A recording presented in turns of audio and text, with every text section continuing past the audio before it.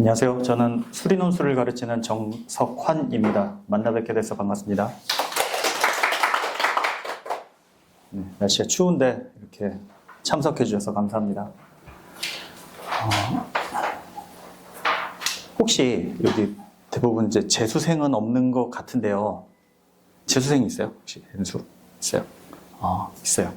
혹시 자녀가 지금 이제 고3 올라가는 학생이 둘째 이렇게 되시는 분 있으세요? 네. 생각보다 좀 그러면 입시를 조금 아실 것 같습니다. 그래서 그런 것들을 이제 감안해서 제가 설명을 좀 드릴게요. 오늘 핵심은 뭐 수리논술이 뭔지, 그리고 수리논술을 왜 해야 되는지, 이 두 가지가 가장 큰 핵심입니다. 그 부분을 좀 중점적으로 말씀드릴 거고요. 논술의 문을 두드리러 오신 분들은 수능을 잘 볼 수 있을까? 이게 가장 큰 고민이자 불안감일 것 같습니다. 여기 있는 수치는 1등급 학생 중에 70%가 N수생이다. 그 현역이 수학 1등급이든 과학 1등급이든 1등급 따기가 좀 어렵다. 9월 모의고사 전까지 어떻게 보면 현역들만 보는 시험에서 1등급이었던 학생들 중에 3등급까지도 내려갈 수 있습니다. 비율이 70%가 N수생이 차지하기 시작을 하면 그래도 이제 밀리는 거죠. 그래서 1등급 끝자락에 있었던 턱걸이 1등급은 3등급까지도 내려갈 수 있습니다. 그래서 자신이 예상했던 대학과 굉장히 다른 결과를 손에 받게 됩니다. 올해 수능이 특히 이제 영어가 많이 어려웠다고 지금 발표가 나오고 있습니다. 역대 최저 비율이 나왔어요. 2년 전에도 사실 전체적으로 어려웠는데 그때도 영어가 4등급 정도 나왔을 때 조금 난리가 났었습니다. 그렇게 해서 영어가 어려워지면 수시로 대학을 가려고 했던 학생들의 큰 문제들이 좀 생깁니다. 이 친구들이 최저를 못 맞춰서 정시로 2월이 되는데 그게 크게 영향을 미치지는 않아요. 어차피 마음에 드는 대학이 없어서 대부분 다 재수나 N수생의 길로 들어가게 됩니다. 그래도 생으로 그냥 재수를 하지는 않고 그래도 뭔가 걸어놓고 가기 때문에 정시 부분도 좀 밀리게 되는 현상이 있기는 있습니다. 그래서 시험이 어렵게 나와도 과연 내가 예상했던 대학에 갈 수 있을까? 이런 부분들이 큰 불안감으로 작용을 합니다.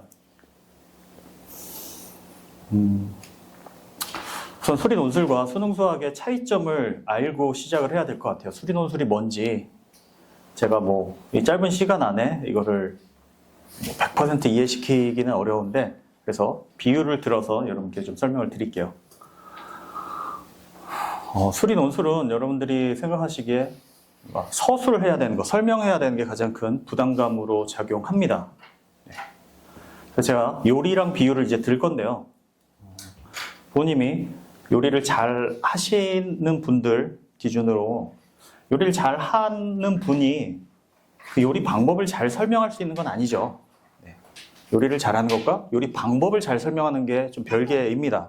물론 요리를 잘하면 설명하는 것도 잘 할 수 있는 어떤 기본적인 조건들이 좀 더 낮겠죠. 요리를 못하는 사람보단 요리를 잘하는 사람이 요리를 어떻게 하는 거야? 이 미역국은 이렇게 해서 요리를 이렇게 하면 돼. 설명하는 게 좀 낫겠죠.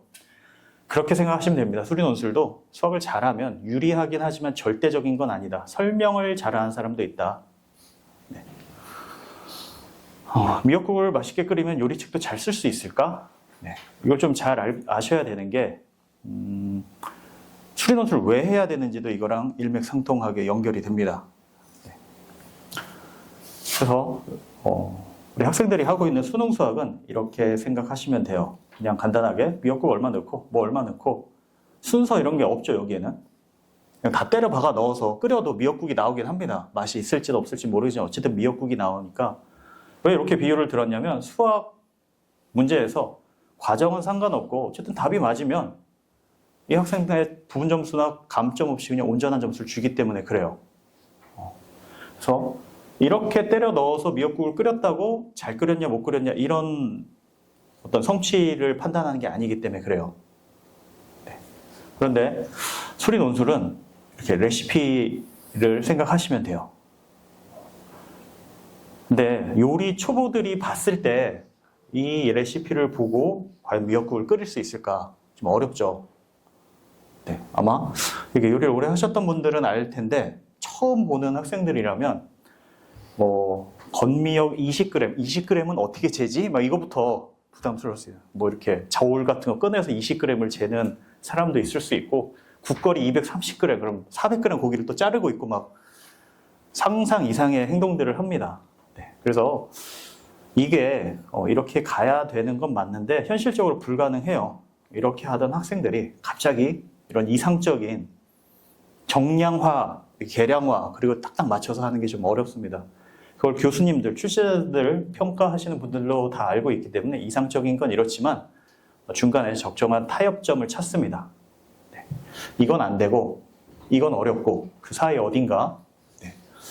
그래서 이미지화해서 보면은 수능 수학은 그냥 요리, 미역국 어떻게 끓여 하면 미역 이렇게 해서 물 넣고 이렇게 하고 그림만 딱 보여주고 끝! 이렇게 한다고 보시면 돼요. 뭐가 없냐면 설명이 없죠. 여러분 자녀분들 수학 연습장을 보면 한글 설명이 없을 겁니다. 앞에부터 끝까지 전부 수식만 있을 거예요. 한글 설명이 전혀 없는 게 수능 수학과 이 미역국 레시피, 그림만 있는 미역 레시피와의 공통점으로 생각이 됩니다. 그래서 아까 수리논술의 가장 이상적인 형태는 이것이지만 지금 수학을 전공하는 학생들이 아닌데 이것을 구현해내라고 하면 너무 힘들어해요. 그래서 타협점을 이 정도로 잡습니다. 여러분들이 하던 수식에다가 그 수식이 무슨 근거로 왜 이렇게 해야 되는지 근거를 대거나 이유를 대거나 근거라는 게 어떤 개념인 거고 이유는 갑자기 이걸 왜 해야 되는지 근거와는 좀 다르죠. 그러니까 앞에 미역을 불린 다음에 미역국을 끓이잖아요. 그죠? 그러니까 불려야 되는 근거도 있을 수 있지만 순서 같은 경우에는 이것보다 이걸 먼저 해야 되는 이유들이 있을 겁니다. 네, 그게 꼭 수학의 개념은 아니지만 어쨌든 수리 논술에서 어떤 과정에 대한 설명, 이유, 근거 이런 것들을 추가하듯이 수학에서 내가 식을 도출하고 식이 전환이 될 때 그 이유를 쓰면 수리 논술에서 감점이 없습니다. 그 정도로 타협을 해줘요. 네. 여기까지는 바라는 건 너무 힘들고 어차피 못하니까 네. 전공자들 말고는 뭐 이렇게까지 안 하니까 그리고 저렇게 하라 그러면 아무도 안 하겠죠. 수리 논술을. 네. 그래서 이거에 가까운 게 있긴 있어요. 증명하라 이런 것들이 좀 이 부분에 가장 유사하게 되어 있지만 이런 문제는 출제가 거의 안 되거나 내더라도 한 문제 정도. 다들 좀 틀릴 거를 감안하고 출제를 합니다. 그래서 어차피 비슷한 상황이다. 이게 수리 논술이라고 생각하면 약술은 이 정도인 겁니다. 수리 논술과 수능 수학의 중간쯤. 가장 핵심적으로 어딘가 써야 되는 게 있어요. 꼭 이유를 설명해야 되는. 그 부분만 채우면 되기 때문에 수능 공부만 했었던 학생들이 나중에 수능 끝나고 파이널 수업 정도로 약술 논술을 채워 넣을 수가 있어요. 그래서 약술 논술의 취지도 이렇게 됩니다. 그러니까 뭐 사교육의 도움 없이 수능 공부에 집중을 했던 학생들이 어렵지 않게 도전을 할 수 있는 시험. 네. 네. 이렇게 보시면 되겠어요. 그래서 수리 논술하고 약술 논술하고 크게 다른가요? 아예 정확하게 일치하는 부분들이 있죠. 수식, 계산, 답 이거는 일치해요. 추가적으로 붙는 게 설명하는 겁니다.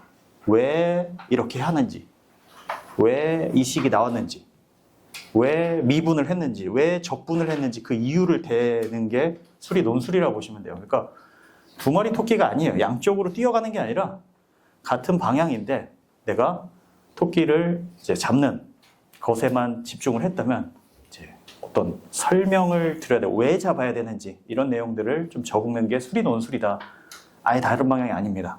근데 이런 과정을 쓰는 게 요리의 기준으로 봤을 때 요리 실력의 관점에서 보면 요리를 원래 이렇게 잘 하시던 분들이 요리 레시피를 자꾸 만든다고 했을 때 이게 요리하는데 방해가 될까요? 정량화, 계량화 이런 것들을 해서 더 도움을 받는 부분도 있습니다. 그전에는 그냥 감으로 이렇게 그냥 넣었으니까 간장 좀 넣고 이렇게 했던 것들을 레시피를 자꾸 쓰다 보면은 누구는 다른 방법으로 요리도 하고 이런 것들을 참고하다 보면은 왜 이거를 이만큼 넣어야 되고 이 타이밍에 왜 넣어야 되는지 좀 더 분명한 이유를 알게 됩니다. 그래서 제가 드리고 싶은 말씀은 수리논술을 하면 수학을 더 잘하게 됩니다. 잘 알게 되는 거죠. 뒤에 조금 더 부연 설명을 할게요. 그래서 수리논술은 첨삭으로 완성이 돼요. 왜냐하면 우리 학생들이 이렇게 답을 써도 수능에서 감점 없이 지금까지 잘만 살아왔는데 이게 좋은가라고 이렇게 쓰라라고 한다고 쓰겠을까요? 너 운동하면 몸에 좋으니 운동해라. 다이어트해서 체중 관리를 하면은 건강에 좋으니 해라라고 했을 때 실행이 어렵죠. 이게 되게 귀찮은 작업이에요.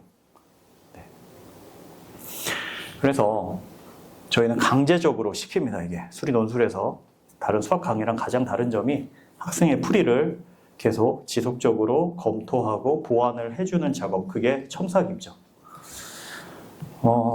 아까 타협점을 찾아야 되는데 그 타협점의 세 가지 원칙, 근거를 제시해라, 간결하게 써라, 친절하게 써라.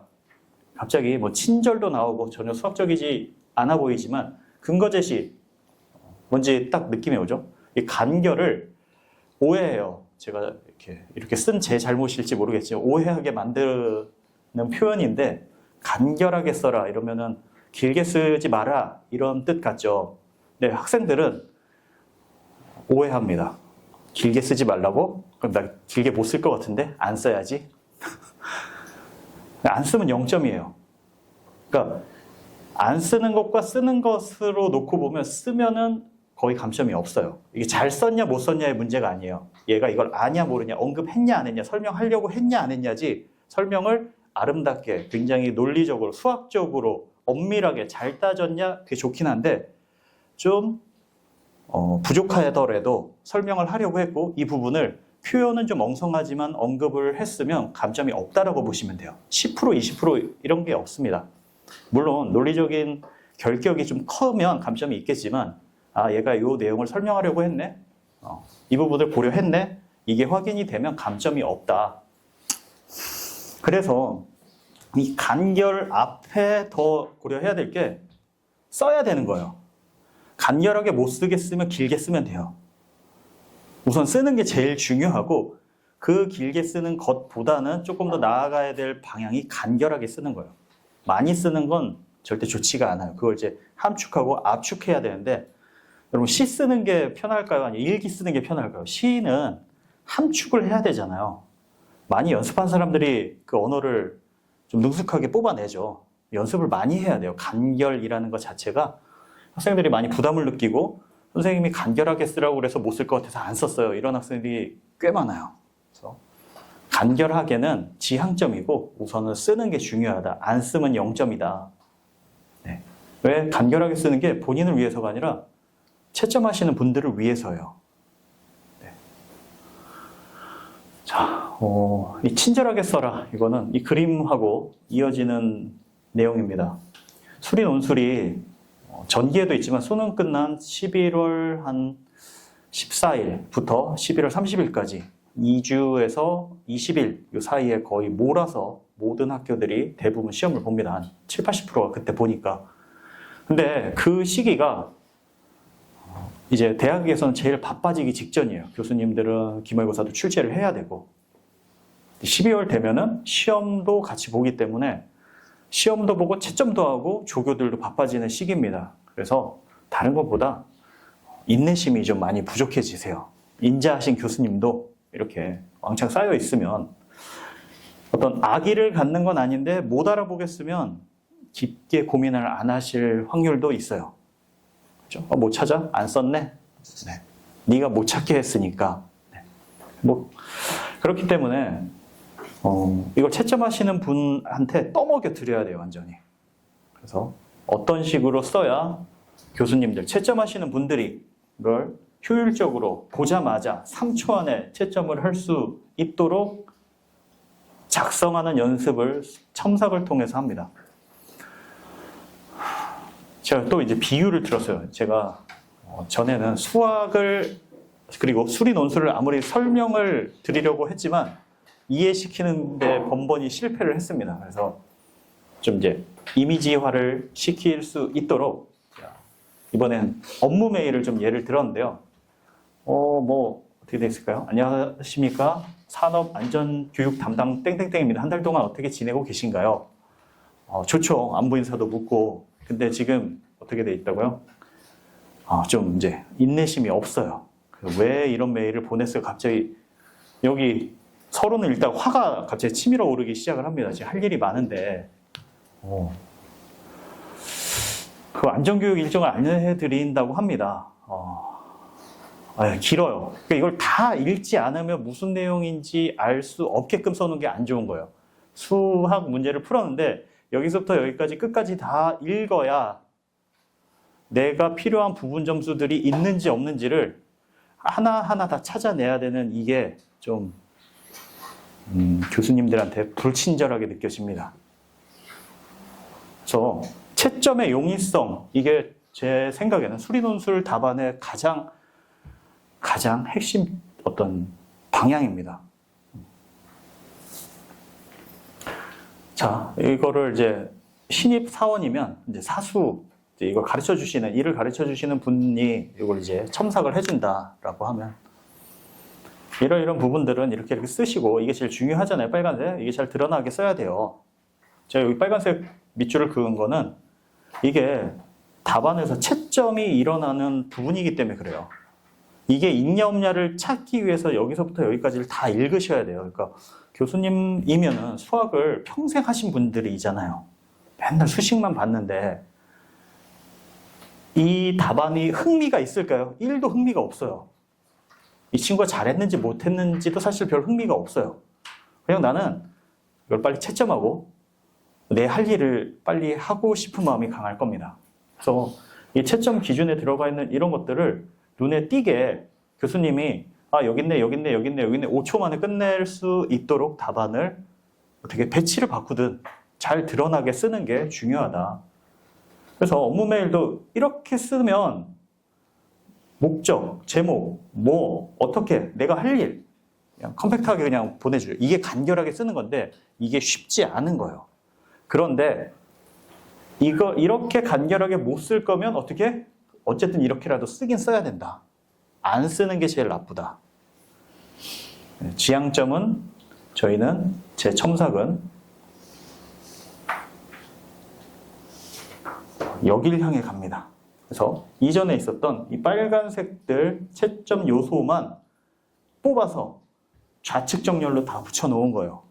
그럼 설명이 없네? 그죠? 설명은 여기 괄호 열고 작은 삼각형의 점을 찍으면 그게 이제 수학 기호로 왜냐면 이런 뜻이에요. 이제 말을 할 때 뭐 두 갈식으로 해라. 결론부터 얘기해라. 수학도 마찬가지입니다. 제일 필요한 것들 이렇게 이거 원하셨죠? 여기 다 있습니다. 그 뒤에 필요한 것들 설명이 궁금하시면 여기 읽으시면 돼요. 뒷부분에 배치를 하면 이렇게 내려가면서 다 있네 하고 5초 만에 채점이 되죠.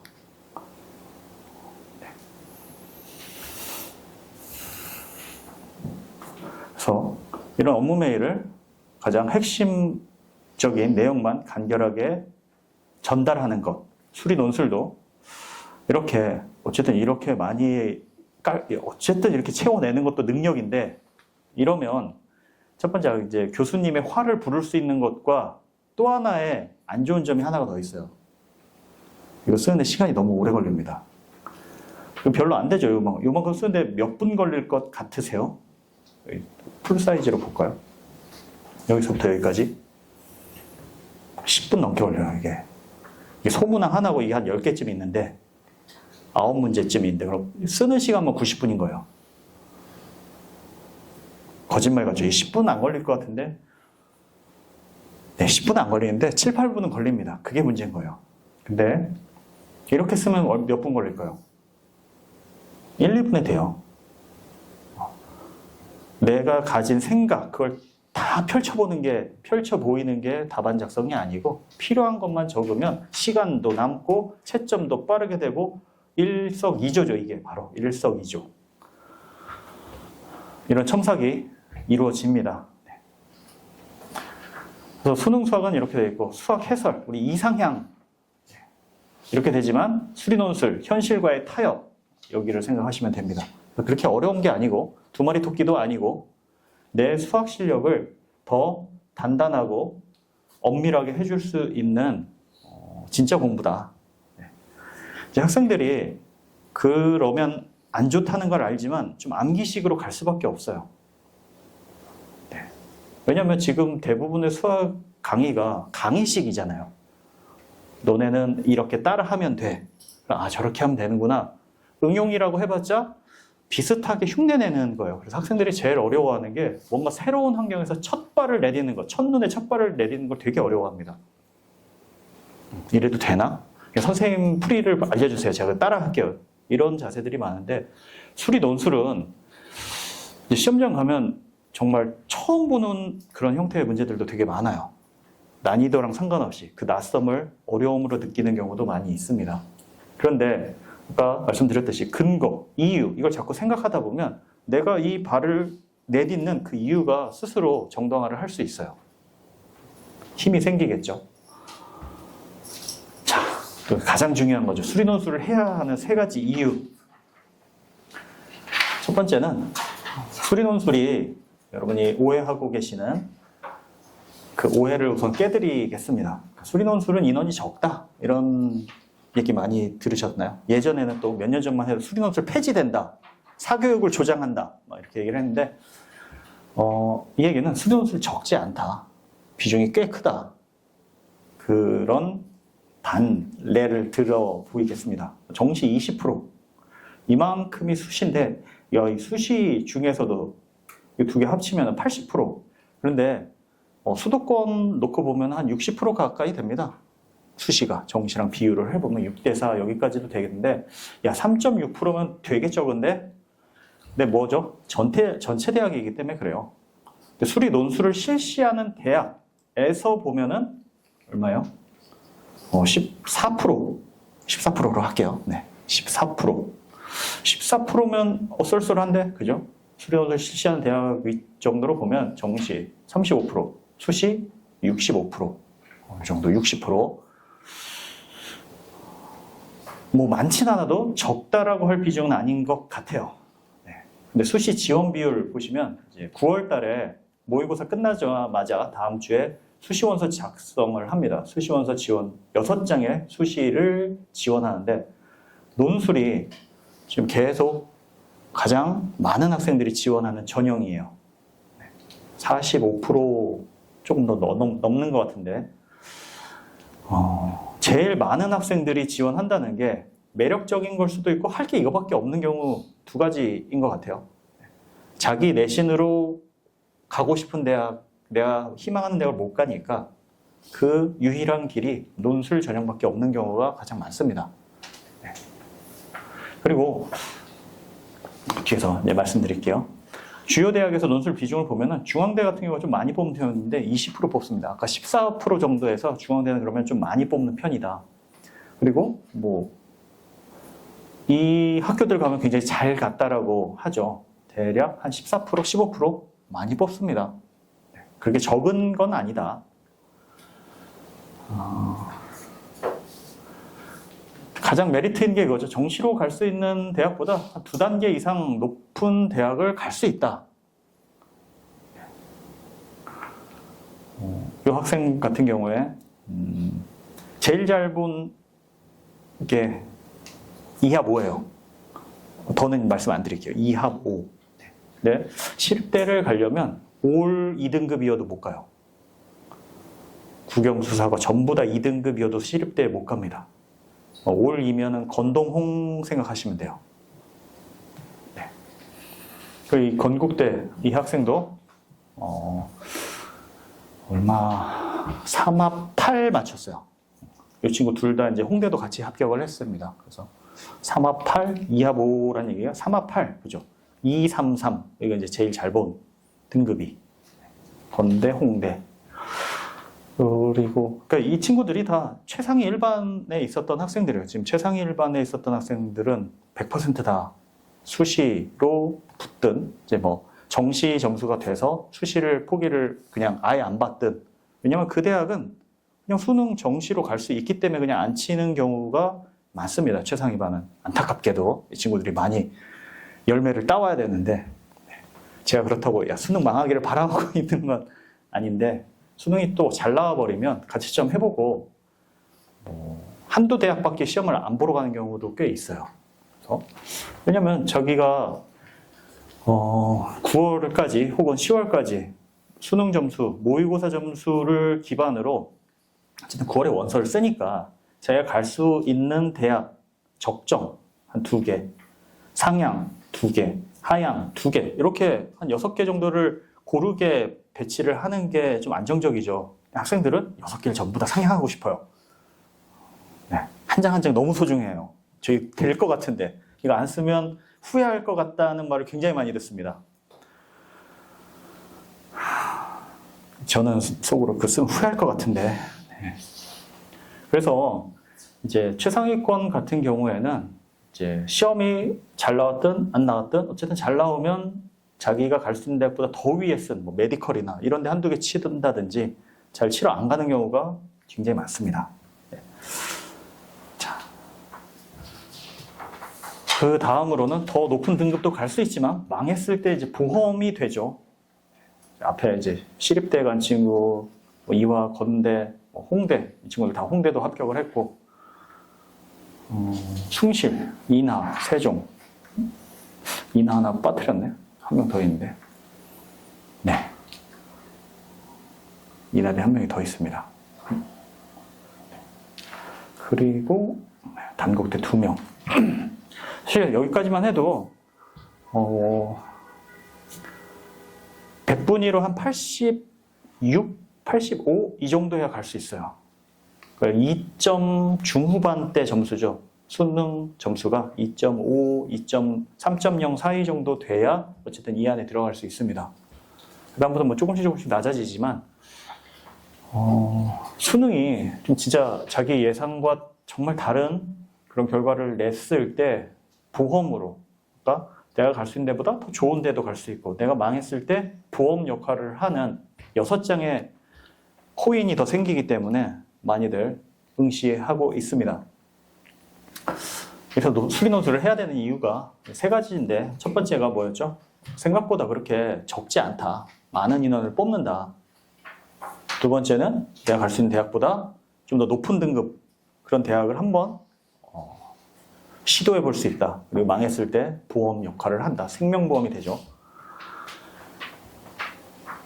앞에 해야 되는 이유에 좀 더 보완을 할 수 있는 내용인데, 수리논술 망설이는 이유, 제가 처음부터 말씀드렸지만 두마리 토끼라고 생각을 하세요. 아까 오해도 있지만 수능수학하고 수리논술 이게 두마리 토끼 다른 방향을 가기 때문에 수리논술 하다가 괜히 방해 받아서 정시 흔들리는 거 아니야? 수능 공부 소홀히 하게 되는 거 아니야? 이거 뭐 방해받는 거 아니야? 이런 생각을 많이 하세요. 근데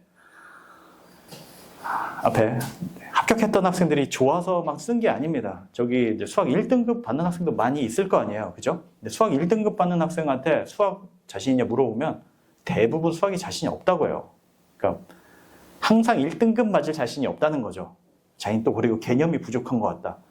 근데 3등급 이하 학생들한테 물어보면 개념 부족하다는 얘기를 안 해요.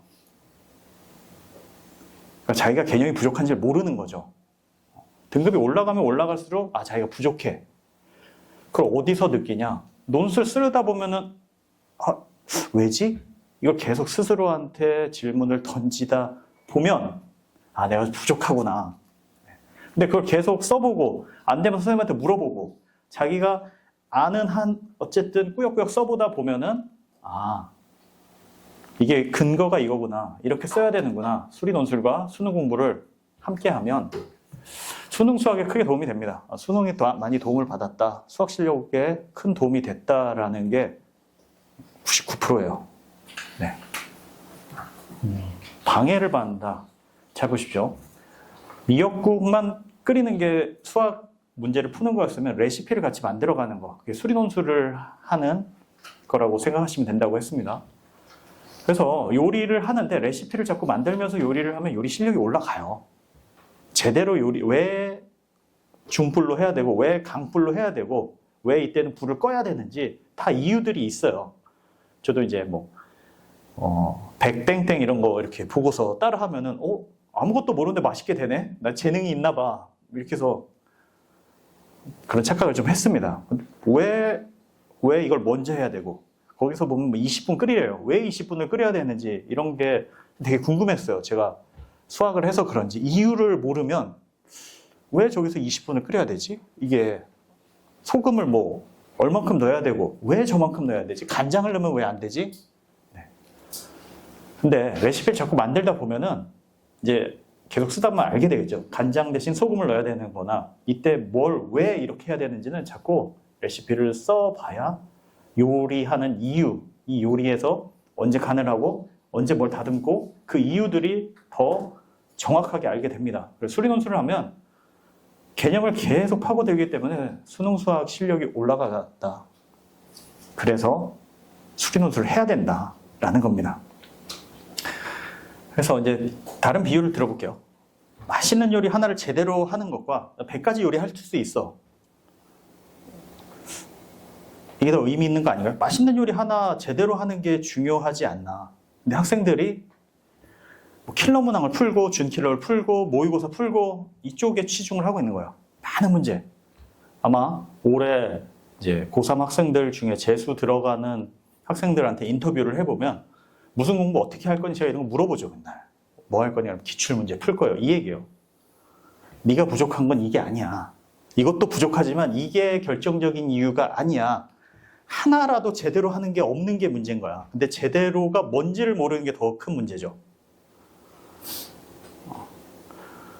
왜? 내가 개념이 부족해. 이렇게 시작을 하는 학생은 없어요. 개념이 부족해도. 시간이 없어서 기출을 많이 못 봤어요. 기출 보면 뭐해? 모르는데. 왜 그렇게 풀어야 되는지 설명을 할 수가 없는데. 마찬가지로 한 문제를 제대로 설명할 수 있으면 한 문제를 제대로 설명했다? 그럼 대부분 비슷한 10대 문제는 그냥 다 비슷하게 설명할 수 있습니다. 그 제대로 설명하는 문제들을 하나씩 밀려나가면 100개, 1000개 다 제대로 설명할 수 있게 돼요. 그래서 저희 이제 오픈하는 반 중에 최상위 1반, 아까 최상위 1반은 다 대학을 갔네? 최상위 1반. 근데 아까 그 최상위 1반에 시작부터 최상위 1반에 있었던 학생은 없습니다. 다 최상위 2에 있다가 올라가기도 하고 중간에 합류하기도 하고 이 학생이 제대로 공부를 하고 있으면 올려요. 제대로 안 하고 있으면 제 조언을 합니다. 명문대로 내려갈래? 근데 싫다고 하죠. 그런데 재작년에도 명문대에 있다 최상위 2로 올라가서도 또 성과를 내고 그러니까 어느 반에 있는 게 사실 중요한 게 아니에요. 제대로 한 문제를 정확히 설명하는 연습을 하는 게 중요한 거지 미적분화 하고 있어. 그러니까 패션 이과라고 하는데 미적분 하고 있는 게 중요한 게 아니라 한 문제라도 공통 수학이든 수상하든 수원, 수투든 한 문제라도 제대로 설명을 할 수 있으면 다 비슷비슷하거든요. 뒤에 설명하는 방식들이. 학생들이 전부 다 이쪽에 초점을 맞추고 있는데 논술을 하면 강제적으로라도 제대로 설명하는 연습을 해나갑니다. 자, 중요한 얘기들은 거의 대부분 끝났고 이제 수리논술 전형 방법으로 이제 뒤에 9월 달에 원서 작성 팁이나 제가 어떤 식으로 좀 지원을 해드리는지 그런 부분들을 설명하겠습니다. 아까도 말씀드렸는데 아까는 모집 인원이 적다라는 측면이었고 또 하나는 뭐죠? 경쟁률이 너무 높아. 100대 1이야. 이런 얘기 들어보셨을 거예요. 근데 100대 1 되는 곳은 보통 이제 세 군데입니다. 서성한. 여기가 거의 평균적으로 5년 동안 100대 1을 계속 찍었어요. 그 다음에 올해 국민대. 여기도 100대 1 이렇게 찍었는데 경쟁률이 높다. 그런데 이하보 라인에서 건동, 홍 이런 홍은 3학 8일이지만 어쨌든 이하보 정도 되는 학교들은 최저 충족 비율이 40% 이하예요. 그러니까 40대 1이었다 하더라도 얼마요? 20대 1도 안 되게 떨어진다는 얘기입니다. 그래도 높네. 그죠? 교과랑 종합 이런 거는 뭐 정시 이런 데 뭐 6대1, 8대1 이것도 경쟁률 높은데 그런데 그거는 수능 후에 지원을 하는 거잖아요. 점수를 다 갖고 맞춰서. 그래서 배치표 보고 진학사나 프로그램 돌려서 하면은 제가 봐선 8, 90% 이상 정확하게 나옵니다. 근데 수리 논술은 어떻게 하죠? 수능 보기 전에 지원을 하잖아요. 선지원이에요. 여기가 아파트 값이 오를지 안 오를지 모르는데 어쨌든 청약을 하고 사는 거죠. 오르길 바라고. 뭐 그런 것처럼 어떻게 될지 몰라요. 그래서 최종 충족 비율이 40% 이하이다. 3합 8권 정도 되면 15%가 안 되는 것 같아요. 그런데 서성하는 한 60, 70% 정도 맞춥니다. 3합 6, 3합 7 정도 되지만 왜냐면 그 학교를 지원하는 학생들의 평균적인 수준이 있기 때문에 뭐 그런 일이 있다고 생각이 됩니다. 그리고 또 하나 내신 성적이 안 좋으면 논술을 하는데 불이익이 크지 않나요? 그렇지 않습니다. 내신 영향은 뭐 거의 0에 가까워요. 뭐 6, 7등급 이하이면 불리하다. 선생님 저 7인데 끝나고 상담하시는 부모님 계세요. 근데 뭐 6인데 감점이 있나요 없나요 이런 거 물어보세요. 근데 6등급이면 좀 감점 있을 것 같죠. 근데 비교군이 1등급이 아니잖아요. 4.5등급이잖아요. 1.5등급밖에 차이가 안 나죠. 100점으로 봤을 때 1점 차 정도도 안 나는 경우도 있습니다. 100점에 1점이면 정말 미비한 거예요.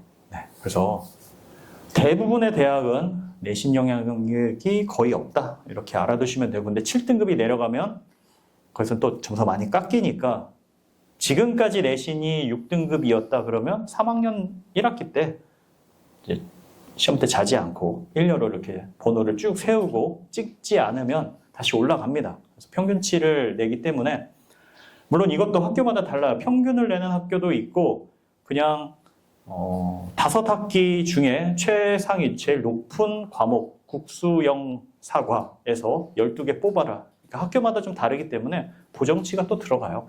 내가 6등급이 평균인데 그런 식으로 몇 개 뽑다 보면은 막 4등급 평균을 넘어가 버리는 경우도 있습니다. 그래서 마지막까지 내신을 놓으면 안 된다. 중앙대 예를 들어서 설명을 드리면요. 7대 2대 1, 논술 70%, 내신 20%, 20%는 출결이에요. 여기 내신 보시면 어디까지 영향이 없죠? 7등급까지 영향이 없습니다. 4.5, 뭐 여기랑 차이가 몇 점입니까? 0.5점 차이잖아요. 1000점 만점으로 하면 5점 차이예요. 그러니까 차이가 없습니다. 7등급까지. 비교과, 이 출결에서 무단 또 하면 이제 뜨끔하시는 분도 있을 수도 있는데 3일까지는 좀 괜찮으니까 앞으로 무단 하시면 안 되고 인정결 이런 거 하시고 막판에 또 끌어올라서 막 학교 가서 시간 낭비하기 싫어 막 학교에서 인정결 또 안 해줘 그럼 무단 막 이렇게 하면 절대 안 되고 뭐 병원을 잘 섭외를 하시든 어쨌든 인정으로 하셔야 됩니다. 이게 무단이 됐을 때 중앙대는 그래도 감점이 크지 않은 거예요. 3일 넘어갔을 때 감점이 이제 확 커지는 학교들이 있기 때문에 지금까지 한 거는 어떻게 바꿀 수가 없잖아요. 3학년 때 무단 결석 하시면 안 돼요. 동국대도 7대 2대 1 이런 거 보면은 석차 상위 10과목을 뽑기 때문에 보정치가 더 들어가요. 이런 경우에는 평균 내는 것보다 잘한 것만 뽑아라 그러면 성적이 내가 수학이나 과학이 이게 좋아 그러면 훨씬 더 높은 교과 반영이 이루어질 수 있다. 학교 같은 경우는 6등급까지는 별 문제가 없다. 그래서 6등급, 7등급 정도면 별로 감점이 없다라고 말씀을 드리는 게 이런 이유입니다. 여기서 보면은 아까 이제 중앙대보다는 조금 더 무단결석이 있어도 감점이 좀 적죠, 그죠? 중앙대 같은 경우 한 5일 이상 무단결석하면 안 써요. 내신보다 훨씬 더 많이 깎이기 때문에.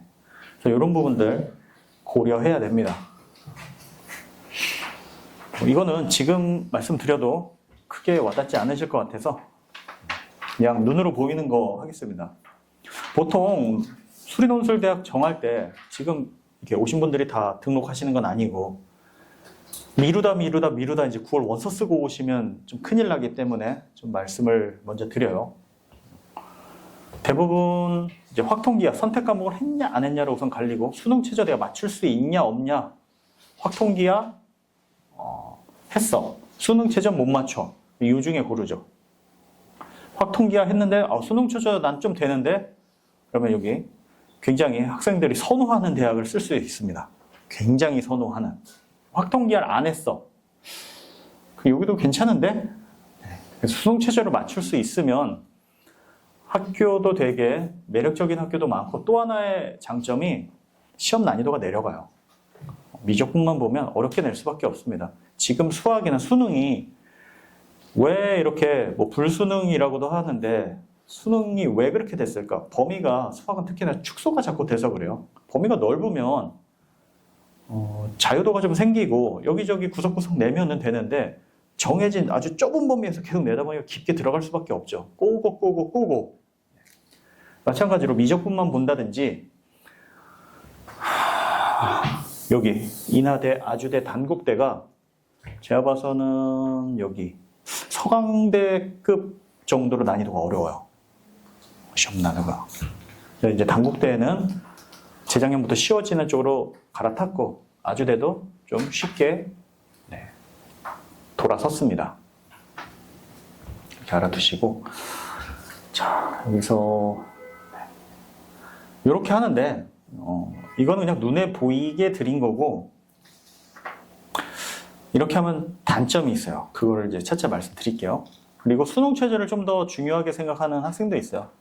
확통기하 대충은 어쨌든 했어. 그럼 수능 최저를 내가 맞출 수 있냐 없냐 그런 부류이기 때문에 저는 이걸 뭐에 비유하냐면 인터넷 최저가 사이트에서 노트북 사는 거랑 비슷합니다. 이게 수시원서 6장 그 정도 가치는 아니죠. 근데 대학이 바뀌는데 그죠?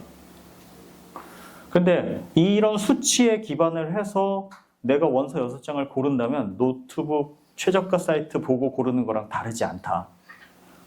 운 좋으면 좋은 선택이 될 수도 있는데 정말 최악의 노트북을 고를 수도 있게 됩니다. 이게 합격이 쉬울 것으로 예상되는데요. 이것은 단순합니다. 그 학교의 네임 밸류에 비해서 수능 최저가 높으면 수능 최저를 충족했을 때 합격이 쉽다. 그 학교의 네임 밸류에 비해서 수능 최저가 낮아. 합격하기 어렵다는 얘기예요.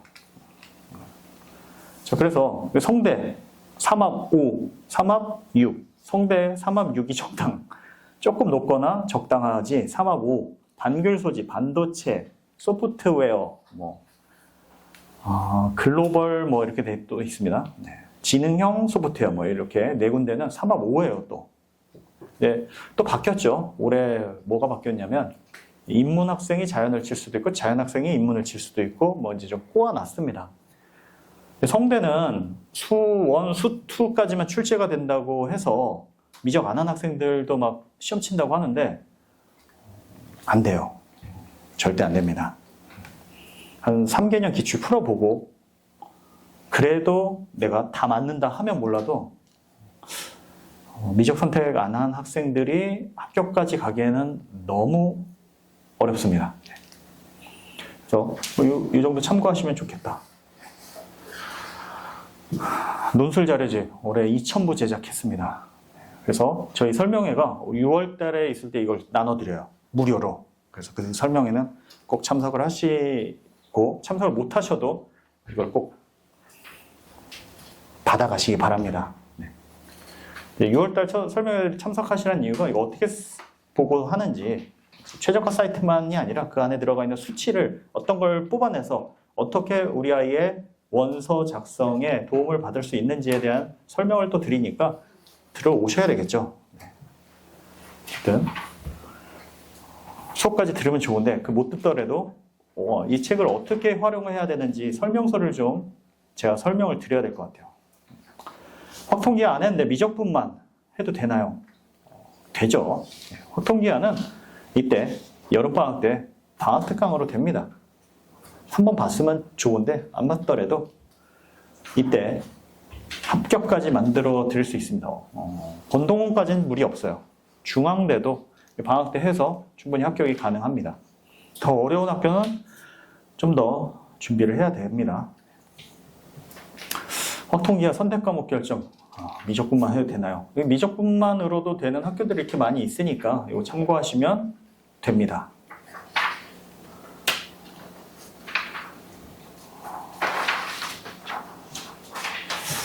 커리큘럼, 주로 저희 이제 초반에는 이렇게 가지는 못하고 어느 정도 궤도에 오르면 이렇게 가는데요. 주로 수업이 이제 모의고사를 실시를 합니다. 기본 과정이 한 바퀴 돌고 나면은 이제 학생들이 어떤 식으로 써내는지 실전만큼 좋은 연습이 없죠. 그래서 시험 보는 동안에 제가 학생들을 이제 불러서 첨삭을 진행을 해요. 그 전 시간에 했던 과제와 전 시간에 시험 봤던 것들이 있기 때문에 아까 제일 처음에 보여드렸던 그런 첨삭 과정이 한 명씩 한 10분 이제 전후로 이루어집니다. 그래서 초반에 논술을 하시면 좋은 게 제가 다 100%로 1대1 첨삭을 하기 때문에 뒤로 가면 갈수록 이제 학생들이 좀 기하급수적으로 많아져요. 그래서 제가 꼼꼼하게 봐드릴 수가 있습니다. 그리고 이제 시험 봤던 부분들 해설을 해드리고 빈출 강의, 이제 주 수업인 거죠. 빈출 강의 수업이 이루어집니다. 그래서 과제는 어떤 식으로 되냐면 여기 강의에서 있었던 것과 시험 봤던 거 있죠. 그 해설도 해드렸기 때문에 다시 쓰기 과제가 있습니다. 별거 아닐 것 같죠. 문제도 풀어봤고 설명까지 드렸죠. 거기서 이제 진짜 시험이 시작되는 거예요. 내가 이해했다고 착각하는 것과 이해한 것의 그 경계가 어딘지를 이제 찾을 수가 있어요. 네, 어떤 학생들 제일 좀 제가 판단하기 어려운 학생이 답하고 똑같이 써오는 학생들이 제일 판단이 어렵습니다. 정말 다 이해를 해서 이걸 쓴 건지, 외워서 쓴 건지, 보고 베낀 건지. 그래서 과제를 할 때 혼자 힘으로 하되 이제 막히는 부분이 있으면 뒤에 풀이를 참고를 해서 한 줄 정도 적는다. 근데 그거를 색깔펜으로 표시를 하라고요. 이 부분은 내가 보고 했다. 네, 그렇게 그걸 이제 잘 따라온 학생들은 결과가 굉장히 좋습니다. 그래서 과제 잘 해온 학생들이 당연히 잘 붙어요. 그냥 가방만 들고 왔다 갔다 하는 학생들은 합격률이 그닥 좋지는 않습니다.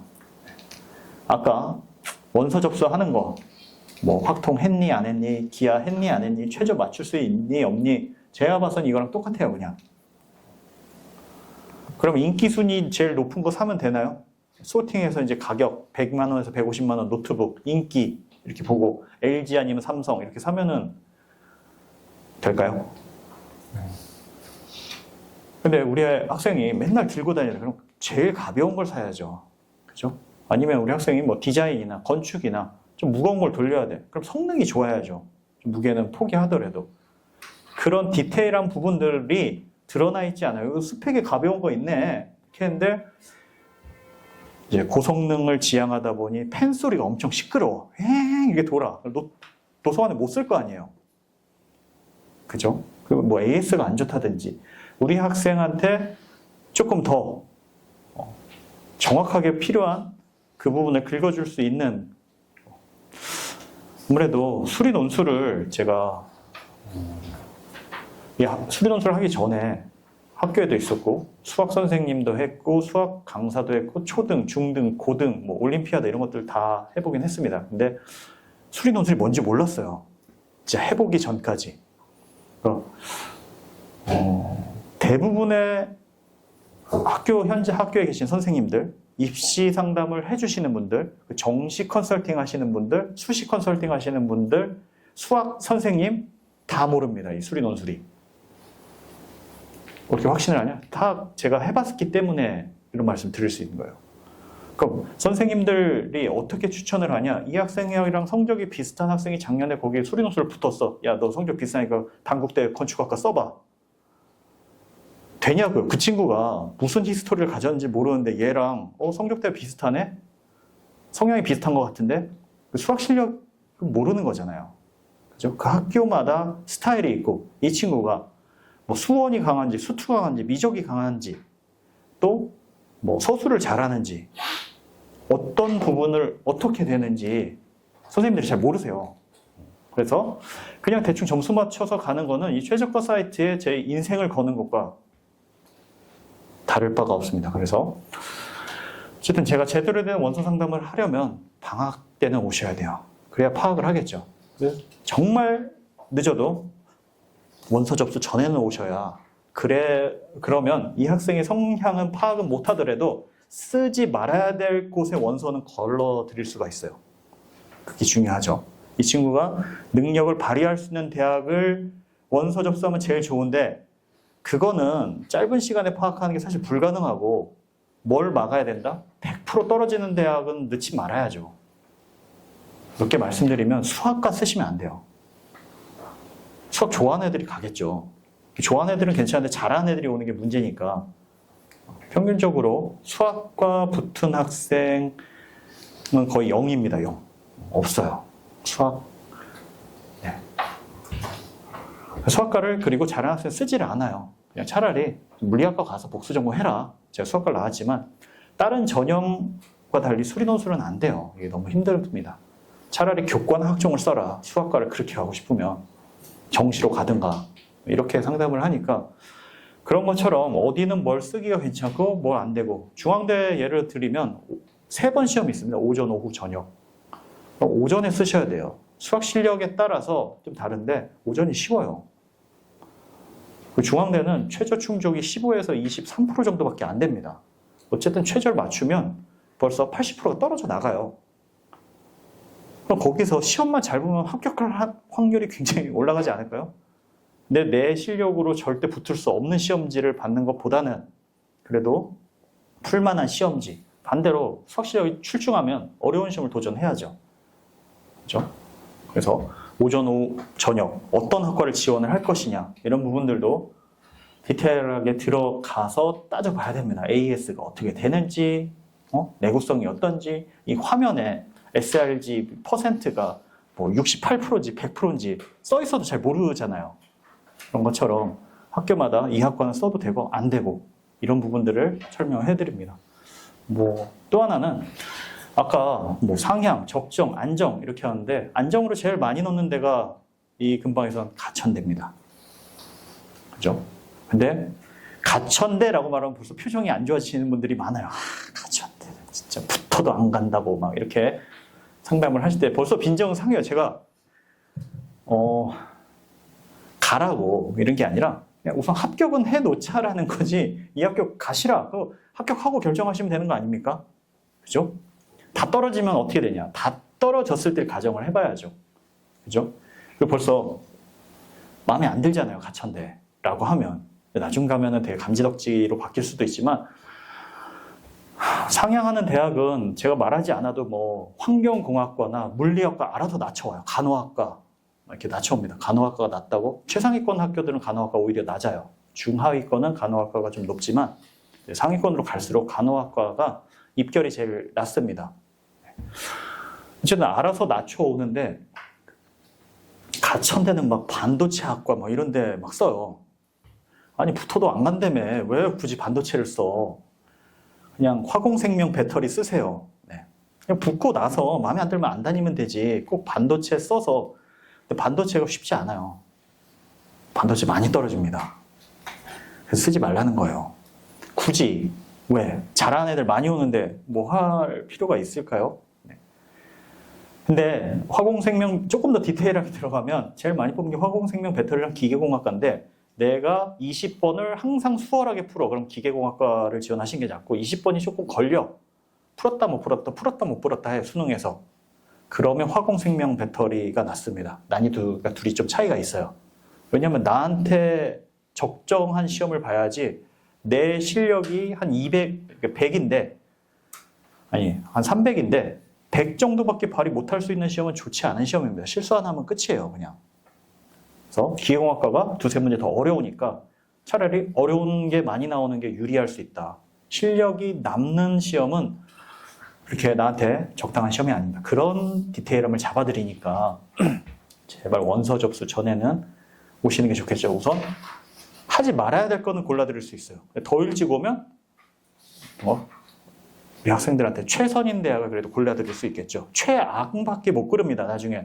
평균적으로 여기는 안 되라는 게 어느 정도 있으니까 늦게 오면 하지 말아야 되는 거 이거밖에 못 골라드리고 그래도 방학 때는 오시면 우리 학생이 뭔가 100% 역량을 발휘할 수 있는 대학을 골라드립니다. 자, 설명회 참석하셨던 분들은 이제 나중에 저희 학원을 안 다니더라도 9월 달에 원서 접수할 때 그래도 상담을 원하신 경우에 무료로 상담을 해드리겠습니다. 언제 참석을 했었다 명단이 나오니까 특전을 드리겠습니다. 제가 매년 수리논술 뭐 최저 완벽적으로 그러니까 다들 이것만 본다는 얘기예요. 이 9만 건 작년에 조회했거든요. 올해 9만. 근데 이거 보는 게 그렇게 그냥 겉핥기예요, 진짜. 뭐 삼성 노트북 거기에 120만 원. 근데 40% 할인. 그리고 인기 순위 1위 이러면 저거 사면 되겠는데 하는 느낌이 오잖아요. 이거 보고 하면 반도 안 맞는 겁니다. 근데 다 이것만 봐요. 올해 또 올리긴 할 건데 그래도 도움을 드려야죠. 어쨌든 아까 우리 아이한테 뭐 확통 선택을 했냐 안 했냐 최저 맞출 수 있냐 없냐 그걸 정리해 놓은 거니까 이거 이제 올해 버전이 올라가면 보시면 되고요. 그래도 네, 내년 버전이죠. 그게 올라갈 거고 이걸 보셔도 그래도 한 80%는 똑같아요. 이거 먼저 보셔도 됩니다. 합격 가능성을 높이려면 제 상담을 잘 받아야 되겠죠. 그래서 논술 시작부터 모의고사 점수들을 누적해 가면서 매번 이 모의고사 점수도 첨삭할 때 이제 빠르게 정리하면 이번에 시험 어떻게 되니, 등급이 어떻게 되니, 등급 정리하고 이제 원하는 학과, 목표 학과를 이제 계속 찾아냅니다. 그런데 N수생이나 최상 일반들은 거의 3월부터 이게 다 나와서 저한테 갖다 줘요. 그냥 제가 달라고 하지 않아도 저는 이렇게 지원하고 싶어요. 근데 9월까지 이거를 못 정하는 학생도 있어요. 그래서 제가 이거 작성이 이제 뭐 9월 7일이라고 되어 있는데 8월 말에 이걸 끝냅니다. 그러니까 9월 모평 전에 이걸 완성을 해요. 그리고 모평 이후에 조금 디테일하게 바꿀 학생들은 바꾸고 그대로 가기도 하고 바뀌면 상담을 조금 더 진행하기도 합니다. 네, 이렇게 뭐 피드백도 왔다 갔다 하고 학생들하고 상담을 한다. 제가 상담을 잘 해드리고 잘 케어를 해드렸더니 이제 뭐 감사 인사를 전하시는 분도 있고 학생들이 첫 시험은 다 대부분 망합니다. 6개면은 첫 번째, 두 번째는 좋은 시도였어요. 부족한 거를 깨닫는 시험인 거죠. 특히 전기는 학생들이 긴장을 많이 해서 많이 제가 다독여주고 할 수 있다. 네. 응원을 많이 해줘야 됩니다. 그래서 잘 합격을 한다. 이 친구는 최상위 일반이었었던 학생이고 정시로 고려대를 갔어요. 그래서 뭐 메디컬만 시험을 보러 가고 거의 다 이제 시험을 안 봤습니다. 이제 감사하다고 매년 이제 인사를 주셔서 기억에 많이 남습니다. 저희 커리큘럼이 미적분 한 학생들은 이제 2차 시부터 미적분이 거의 바로 들어가기 때문에 미적분을 안 했다. 그러면 수원수특 공통부터 하시면 돼요. 왜? 하나라도 제대로 설명할 수 있으면 그게 단원이 미적분으로 바뀔 뿐입니다. 미적분이라서 크게 뭐 설명하는 게 다르다? 아니에요. 수투에는 미적분하고 여기는 미적분하고 함수만 바뀌는 거지 안에서 일어나는 건 똑같아요. 초월함수를 다루냐 안 다루냐 이 뿐입니다. 그래서 최상 1반은 뭐 이렇게 보시면 되고 최상 2반은 뭐 이렇게 무료 테스트 기준으로 보는 거예요. 이게 뭐 반 구성이 아니라 무슨 구별이냐면 첫 번째는 확통 기하까지 시험지에 들어가 있고 두 번째 시험지 저 앞에 시험지 테스트지가 있어요. 그거를 이제 해오시면은 제가 첨삭도 좀 해드리고 논술 적합성도 좀 말씀드리고 저희한테 이제 들어오려고 하는 학생이면 반 구성 배치에도 좀 도움을 드립니다. 그리고 여기 3일 정도 참고를 하셔서 상담을 잡으시면 되고요. 미적분을 안 했다. 그러면 이제 명문대반 시험지를 보시면 될 것 같아요. 미적분만 하고 확통기하는 안 했다. 그럼 최상위 2반 미적분까지 들어가 있는 시험지 테스트 보시면 되고 확통기하까지 다 했다. 난 최상위 1을 노린다. 그러면 요거 테스트지를 풀어보시면 제가 상담을 해드리겠습니다. 그래서 뭐 대면 상담, 전화 상담 다 가능하고요. 제가 이런 식으로 피드백을 해드리고 뒤에 저희 논술 자료집 보고 현재 점수 대비 이제 뭐 수능이나 논술 실제 논술로 갔을 때 이 친구 합격할 수 있을지 없을지 이런 피드백도 드립니다. 전화 상담이나 카톡으로도 답변을 드리고 상황과 여건에 맞춰서 제가 해드립니다.